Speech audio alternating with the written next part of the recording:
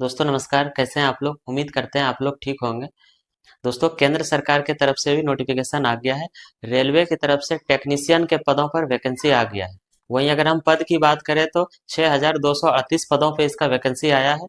तो आइए हम इसके बारे में संपूर्ण जानकारी लेते हैं कि कौन कौन से एज वाले इसका फॉर्म भर सकते हैं, वेतन आपका क्या होने वाला है, एजुकेशन क्वालिफिकेशन आपका क्या रहने वाला, सिलेक्शन आपका किस प्रकार से होगा और इस फॉर्म को भरने के लिए आपको कौन कौन सा दस्तावेज का जरूरत है। तो आइए हम इसके बारे में संपूर्ण जानकारी लेते हैं, बने रहिएगा हमारे साथ।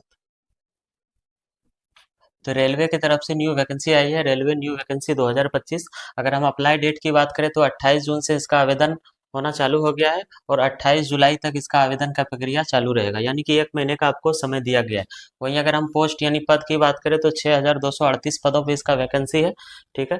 अगर हम पोस्ट नेम की बात करें, पद नेम, अगर हम पद नेम की बात करें तो टेक्नीशियन के पदों पे आपका वैकेंसी होने वाला है। ठीक है। सैलरी की बात करें तो 29,000 से इसका स्टार्टिंग सैलरी है और सरकार के हिसाब से जो डीए वगैरह भत्ता मिलता है उसको अगर आप प्लस करेंगे तो आपका सैलरी 35-36 हज़ार के समथिंग हो जाता है। ऑर्गेनाइजेशन की बात करें तो इसको रेलवे रिक्रूटमेंट बोर्ड की तरफ से इसको ऑर्गेनाइज किया गया है।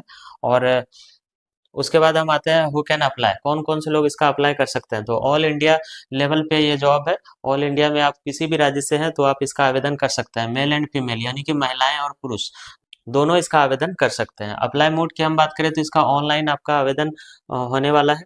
वहीं अगर हम एज की बात करें तो 18 से लेकर 33 वर्ष तक एज रखा गया है। या फिर वैसे स्टूडेंट जिसका भी एज 18 से 33 वर्ष है वो लोग इसका आवेदन कर सकते हैं। वही हम बात करें एजुकेशन क्वालिफिकेशन की, तो आपका मिनिमम एजुकेशन आपका 10th पास होना जरूरी है, प्लस उसके साथ आपका आईटीआई सर्टिफिकेट का होना जरूरी है। अगर आप 12th भी हैं तो भी आपके आई का सर्टिफिकेट लगेगा। उसके बाद फिर आपका बीई या बीटेक अगर आप हैं तो भी आप इसका आवेदन कर सकते हैं। अगर आप बीएससी किए हुए हैं तो भी आप आवेदन कर सकते हैं।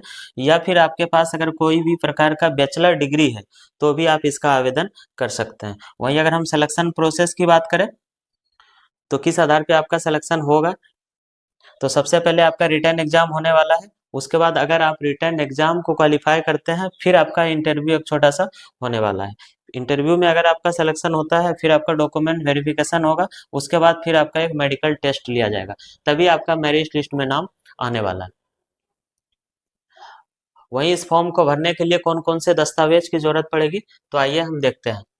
तो सबसे पहले आ जाता है आपका कास्ट सर्टिफिकेट यानी जाति प्रमाण पत्र। अगर आपके पास बना हुआ है तो फिर ठीक है, नहीं तो आपको बनवा लेना है। उसके बाद आपका आईडी प्रूफ के तौर पे आधार कार्ड लगने वाला है। उसके बाद पासपोर्ट साइज फोटो, फिर 10th या 12th या फिर ग्रेजुएशन का मार्कशीट आपको लगने वाला है। सिग्नेचर आपको स्कैन करके लगेगा। उसके बाद फिर आपका एक रजिस्टर्ड मोबाइल नंबर, फिर आपका ईमेल आईडी। ठीक है। तो इन सब दस्तावेज का आपका होना जरूरी है, तभी आप इसका आवेदन कर सकते हैं। वही अगर हम फी की बात करें, जनरल ओबीसी वाले के लिए 500 रुपया फी रखा गया है और आपका अकाउंट में 400 रुपया वापस आ जाता है। वहीं एससी एसटी और ऑल महिलाओं की अगर हम बात करें तो इसका आवेदन शुल्क जो है 250 रुपया रखा गया है, जिसमें से पूरा का पूरा यानी 250 रुपया आपका वापस आने वाला है। तो वैसे व्यक्ति जिसका भी एज 18 से लेकर 33 साल के बीच में है वो लोग इसका आवेदन कर सकते हैं। या फिर वैसे व्यक्ति जिसका भी सपना इंडियन रेलवे में जॉब करने का है वो लोग भी इसका आवेदन कर सकते हैं। धन्यवाद।